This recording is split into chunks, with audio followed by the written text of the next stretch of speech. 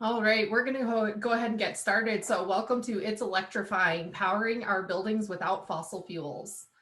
The learning objectives for this session are shown here, and we'll be following up with all attendees with a survey to collect more information so that you can receive AIA credits if you would like to do so. We will also collect questions submitted to the Q&A box throughout the session, and if our speaker is not able to get to all of your questions, we will have her answer them in writing, and we'll share her answers on the event website after the teach-in. So my name is Erin McDade. I'm with Architecture 2030, and I will be moderating this session today. And it is my pleasure to introduce our speaker, Claire McKenna.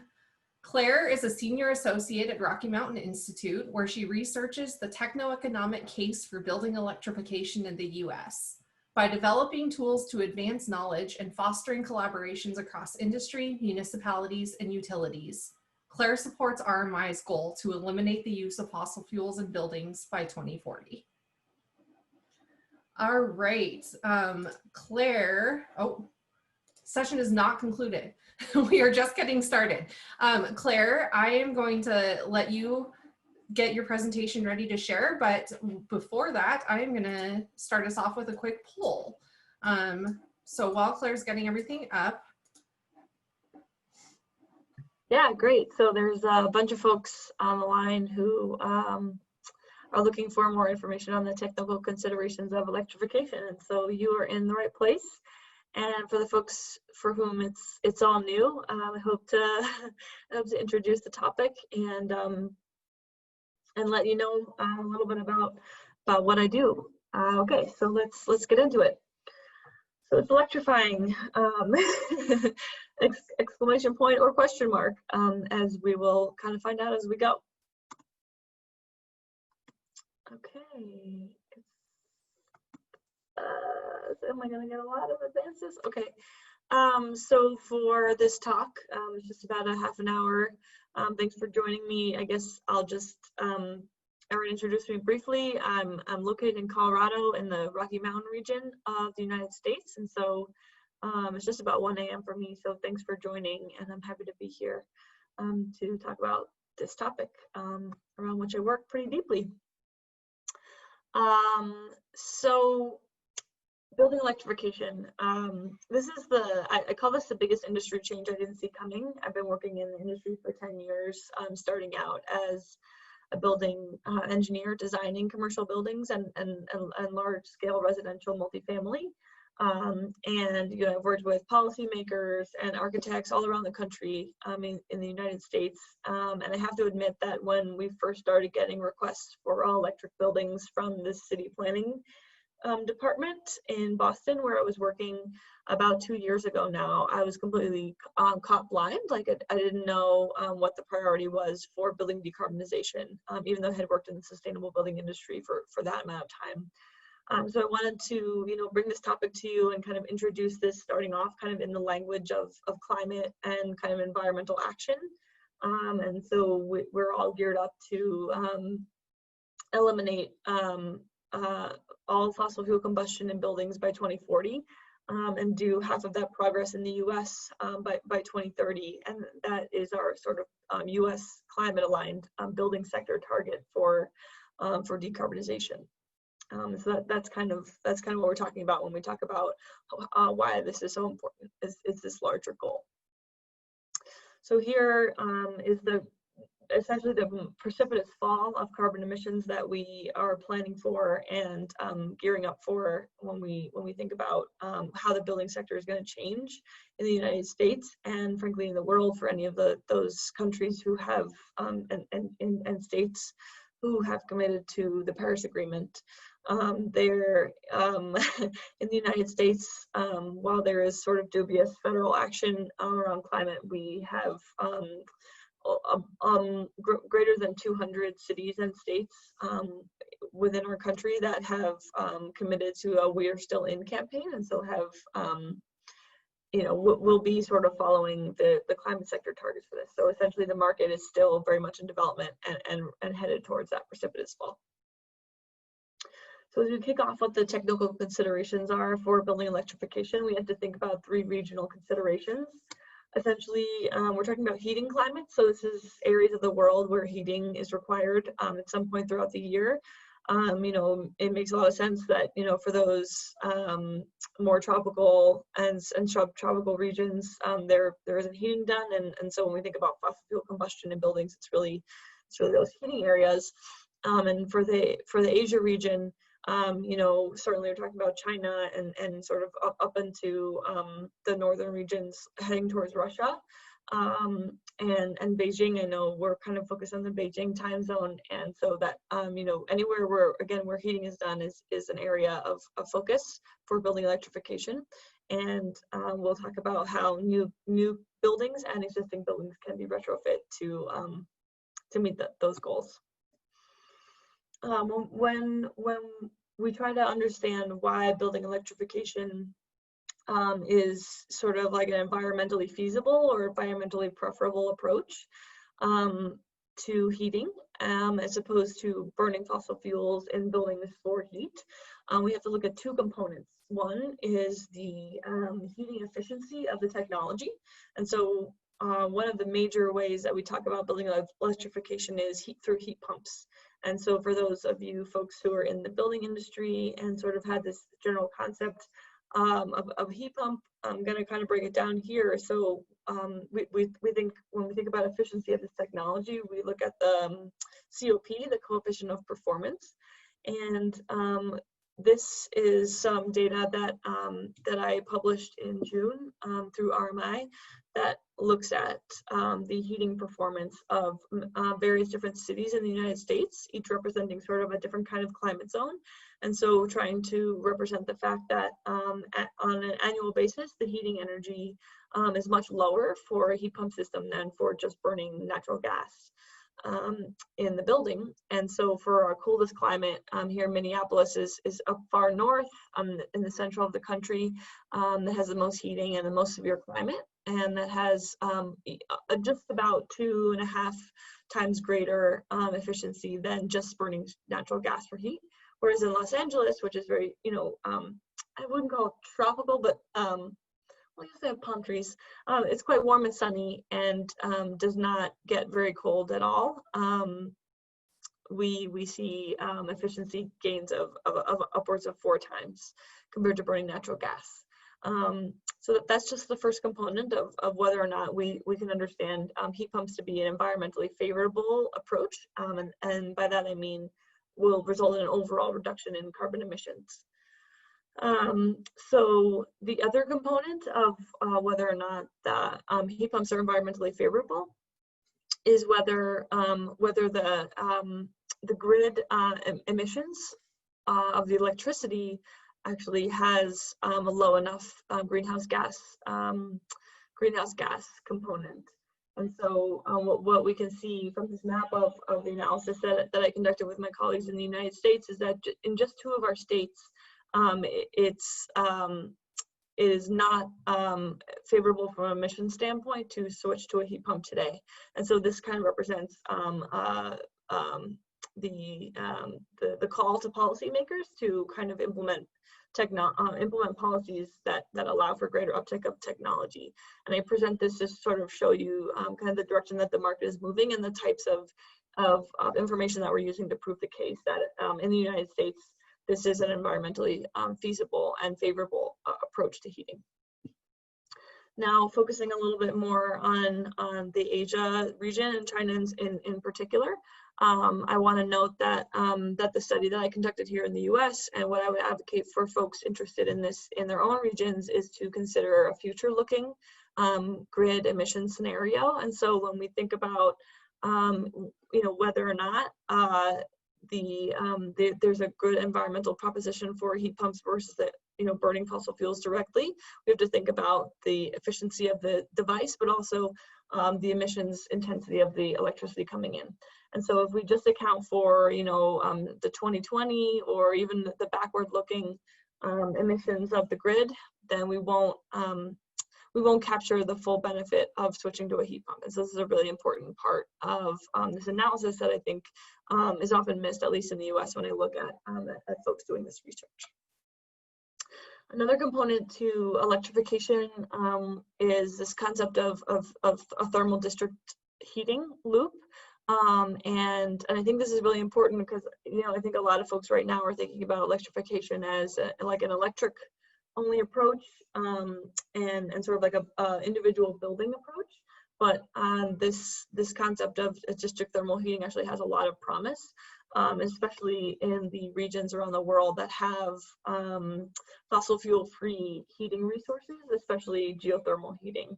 And so as you can see the spread across the world, you know, we know Iceland and Sweden have good geothermal resources and do already tap into those and use them for electricity and for district thermal heating.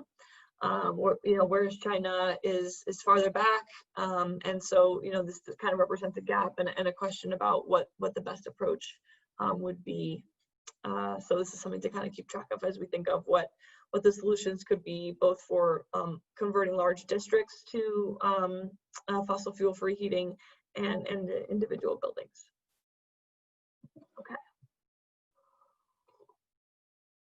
I'm gonna discuss some more regional, some more universal considerations. So this is a component of research that has been conducted at RMI and was published in May that kind of blew my mind. This notion that direct fossil fuel combustion from buildings actually has quite a large contribution to outdoor air pollution. This is something in the United States that we don't think about a lot. You know, we think about the power plants and the cars, you know, kind of creating the smog and creating our air quality issues. But when in fact, especially in the cooling climates, in the heating climates where there's a lot of heat and direct emissions from buildings, it's actually quite a significant number when you look at the other sources of pollution outdoors. This element of indoor air pollution caused from direct emissions, especially from cooking, is something that kind of startled me when I first saw it. So this is the idea that you know, while in the U.S. Our Environmental Protection Regulation Agency mandates certain standards for outdoor air quality. In fact, indoors, research finds that the direct combustion from natural gas for cooking actually results in sometimes higher peak rates of NO2 emissions. And NO2 nitrogen oxides have been shown to cause asthma, especially in children. And so, you know, the kind of startling indoor air quality implications of burning fossil fuels indoors without proper ventilation is something that I think will support a more widespread adoption of building electrification. And when we think about, okay, so if we can't cook with gas, which is sort of the predominant mode of cooking in the US and in Europe, what technology can we use?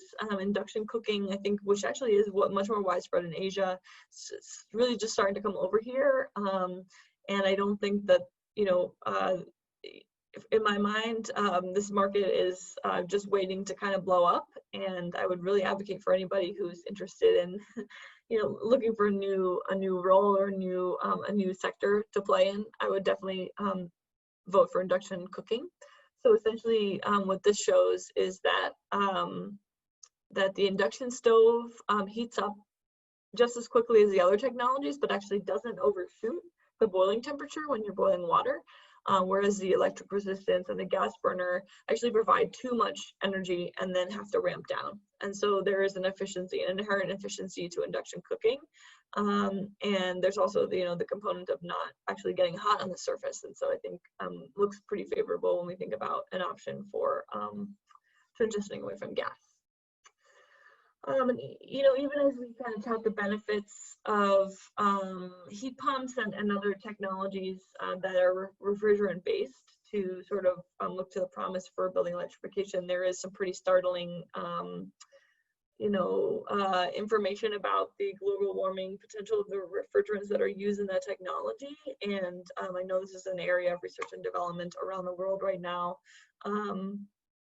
Essentially wanted to just quickly show you the breakdown of sort of the progression of refrigerants. Where we are today is sort of at this performance period where the Kigali Amendment, back in 2016, first started to call for natural refrigerants and alternatives to the predominant refrigerant that's used in the US, which is R410A, which has a pretty high global warming potential and is kind of the cause of the concern around refrigerants.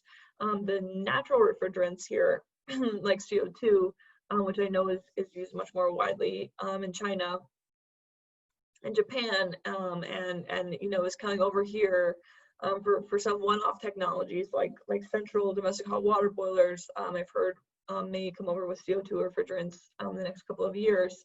There's sort of flammability and high pressure issues with the building codes here, with actually using those technologies with more natural refrigerants with lower global warming potential. So,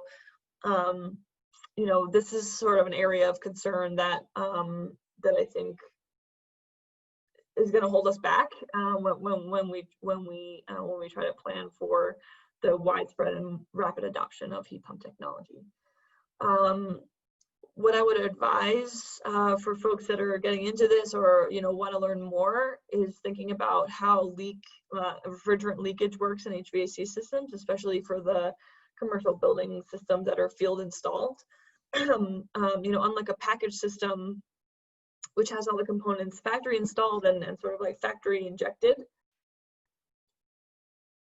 the field systems, don't get the same amount of testing and the same amount of leakage measurement. And so this is a really important area of focus, as well as a market adoption of hybrid VRF systems. So this is this notion that if a building system, an existing building, is a hydronic water-based system, then we can kind of isolate the VRF, like refrigerant-based component, in order to switch to all electric, and basically use a package system that then provides hydronic heating to the building. So these are two areas that, again, I would really stress research and query into as you all dive in more into this world.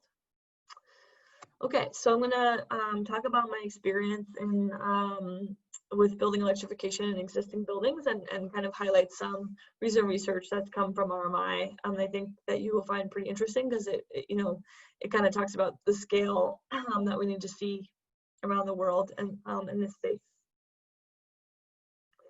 So the big step change here for existing building retrofits is the move from sort of kind of ad hoc, one-off, craftsman or individual contractor or labor-based retrofits towards an industrial model where we're producing facade panels at a manufacturing location and then bringing them to site and simply putting them on the building. I'm going to talk about Energy Sprung, which is a Dutch organization that has sort of come together to provide all the pieces to make this existing building retrofit package commercially viable. And it's pretty interesting in the way that they break that down. There's like a technology component and a financial component, which are really important. I'm just showing a snippet here of the video that's available online on, I think it's energysprung.org, but you can Google it and find it pretty quickly. I really like the way they're sort of popularizing this notion of sort of lower medium density existing building retrofits, because it's both the electrification and the efficiency package that needs to come along to kind of deliver on this all electric future. So what are the key technical components that comprise this package? It's the facade panel, it's a mechanical system pod, and then there's a financing component, which is aimed at making it available to everybody. I think for, you know, the building practitioners among us, which is probably most people, and myself included, it's really cool to see photos from the manufacturing floor. So these are photos taken by my colleagues. I didn't attend this trip, but this is a company called RC Panels in the Netherlands, and they're one of the first to kind of create this panelized wall solution specifically for this whole retrofit package. And as I mentioned, it's pretty cool because when it comes from the factory, it can just be, you know, kind of field applied with pretty minimal labor. So essentially, they're just taking the finished facade of the original building and hanging the panelized wall system over that, and then sealing it, which is pretty low effort. The integrated mechanical system pod is pretty cool because essentially the innovation here is just the packaging. And so I'll flip back and forth here, but I wanted to show you what it looks like on site.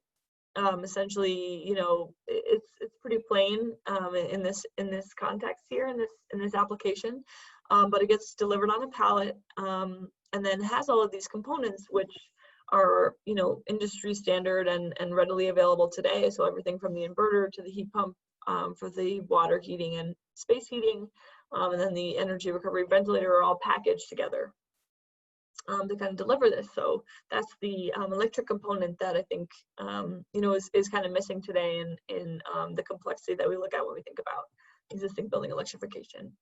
And then the existing project, this is again in Europe, kind of looks like this. So, you know, not so different from the original aesthetic, and is going to be much more energy efficient and really should reduce energy bills pretty significantly. And yet, you know, as it reduces energy bills, it still needs to be cheap enough to sort of provide the overall financial benefit to the customers. And so it's pretty cool what Energy Sprung is doing, which is working with both the supply side and the demand side of the market to kind of agree on the way the cost will come down over time. So both sides can kind of plan for, you know, basically ramping up supply and also ramping up kind of uptake, outreach, and creating this new market. So, you know, again, this is a really cool opportunity to get into a new market and to think about, you know, all the different kinds of roles and jobs that we can play, you know, not just as architects, but sort of as innovators, you know, on the supply side. So I'll talk briefly about RMI Realize, which is an RMI home project that collaborates with many institutions and groups around the US. What we're trying to do here is to sort of adapt the guiding principles of Energy Sprung. We're definitely working with those folks and to try to bring that model into the US to also scale the retrofit electrification application here. There are two main test projects that are currently underway. These are both being retrofit as we speak. And you can see in Boston here, this is a cold climate, a relatively dense apartment building. And then here you have in California, which is a much warmer climate, but it does actually snow in Sacramento, I believe. Somebody wave your hand if you disagree. But this is much warmer climate anyway, and has a bit of a different building typology. And so it's interesting to think about how, you know, we might sort of design the panelized wall systems in a different way to meet the needs of both of these projects. Here's just a brief summary of what these projects included on the mechanicals and the envelope side. I think for the envelope, it's pretty interesting to note that that all of the retrofits for the facade panels are done to the Passive House standard. That's kind of quickly gaining traction here in the US. There's a Passive House US standard and a Passive House Germany standard. You know, the nuances of those I could discuss, but not now. So something you could look up, but essentially just capturing the idea that that again efficient build energy efficiency in the thermal envelope is incredibly important to retrofitting in terms of bringing down overall operational energy cost and saving carbon.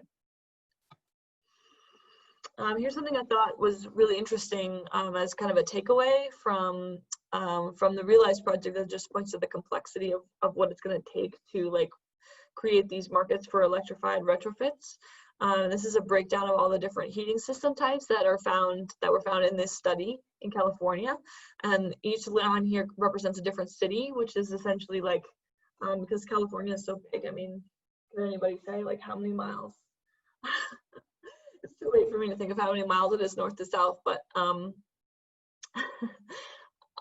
yeah, they're represented a couple different climate zones here. Like San Francisco is kind of known to be pretty temperate and mild. You have Sacramento and Fresno, Los Angeles, and it can be quite hot.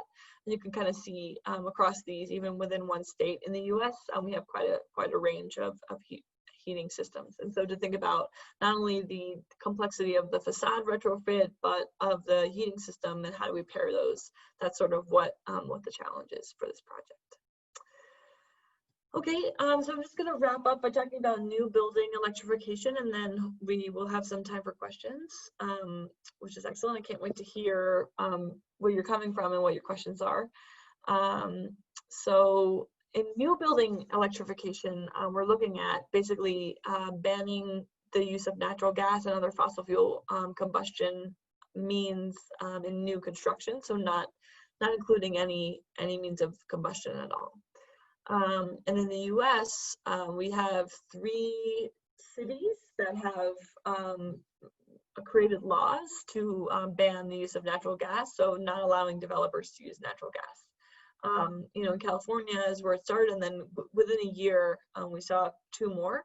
And I'm currently involved in a project that we call an Accelerator program, which works with cities and towns in Massachusetts, staying on the east coast here, which is quite cold, and so I think a really good proving ground for this. And also deeply committed to carbon emissions reductions. And we're working with that cohort of cities to create fossil fuel infrastructure bans in new buildings. So this is kind of the way RMI is supporting this, the proliferation of electrification through, the basically preemption of the ability to use fossil fuels. And we're doing that with policy, and then supporting with kind of this technology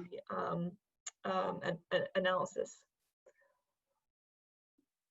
And it's pretty cool to see that, or like the complexity of the way electrification is being adopted in the US. So this idea of like a new law to prevent natural gas use is kind of the main route that some cities are taking. And then other cities like Boston are sort of taking a different approach, which is to mandate all electric solutions in their planning process. And then Seattle is yet another kind of data point, which has the authority, unlike the other cities that I mentioned, to actually adopt the local building code separately from their state. And so so it's just a real mix. And I think I'm really beginning to advocate for a more streamlined approach to policy, and that's something that I'm working on day to day. That is going to be incredibly difficult with all the different governments we have here, and certainly across countries. It's also pretty difficult, but starting to think about, hey, isn't there some way to sort of come together on the common basis for what needs to change? And so that's kind of like the one toe in that we have in that direction. So when we talk about new construction, we're mostly talking about residential, although commercial buildings do use heating as well. But when we talk about residential buildings, essentially space heating and cooking, and domestic hot water heating are the main end uses. And I could have added this earlier, but just thinking about the types of appliances that need to change and the industries that need to be created to support this change. I just wanted to kind of highlight the fact that the appliances themselves will also have to change at a pretty rapid rate that I haven't seen come to fruition yet. Here's a little bit of analysis from Rocky Mountain Institute from a couple of years ago that looks at the net present cost comparison of a heat pump scenario versus kind of like the standard fossil fuel heating scenario. And what we find is that the heat pump scenario that was modeled in these 4 different cities and all different climate zones in the US, the heat pump is actually the lowest net present cost.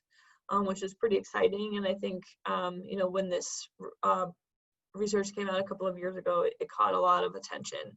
And so I'm currently in the process of kind of revamping this research and looking at more cities and some more complex interactions of operational energy costs, and then more detailed first costs. So if you track RMI's research, look for that coming out later this year.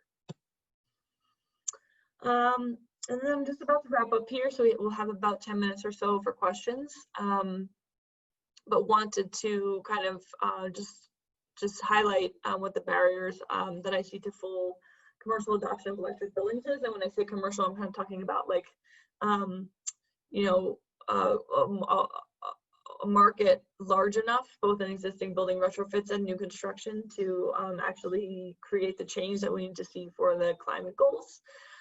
So essentially in the regulatory space, decommissioning of the natural gas system, you know, taking away the options for fossil fuel combustion is important work that needs to be happening in parallel. And then another major concern is basically how will we use utility funds, or like that you know, all the money that now goes to support the natural gas infrastructure, or at least in the United States, to support the fuel switching or the technology conversions within each building.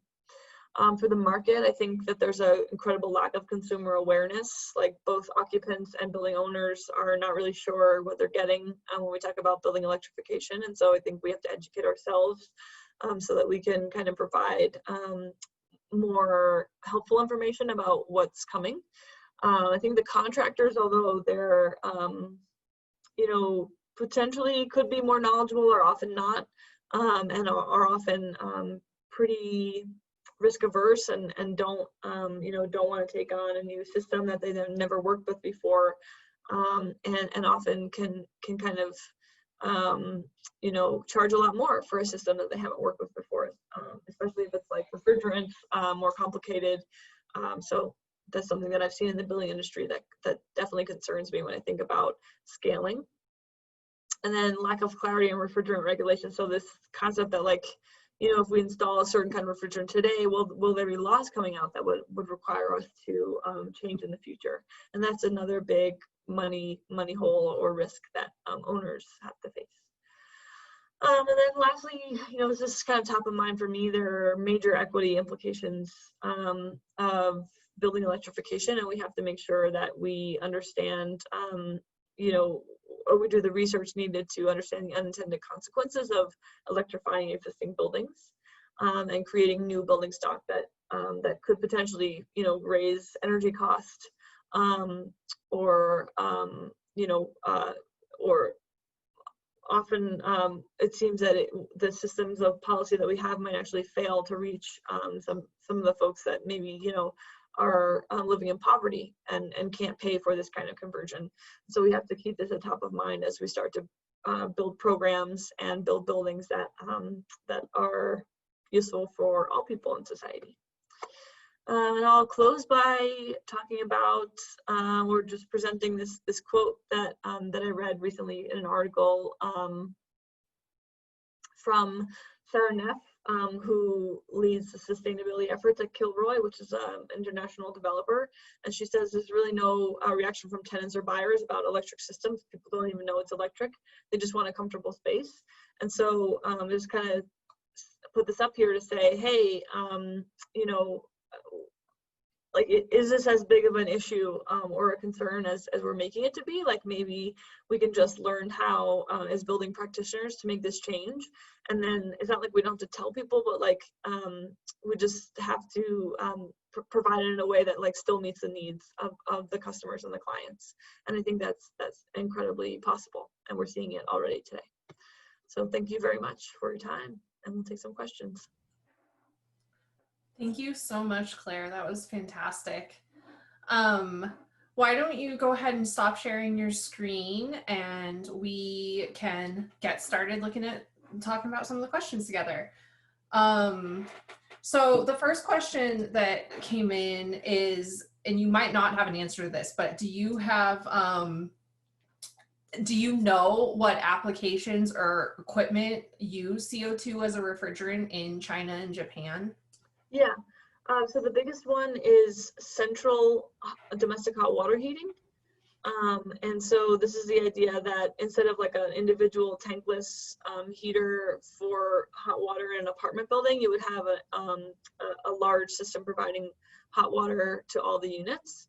And this is one of the innovations that, like in the US, we really desperately need to get all electric buildings, because right now there is no central domestic hot water system that is electric that can actually provide for the load.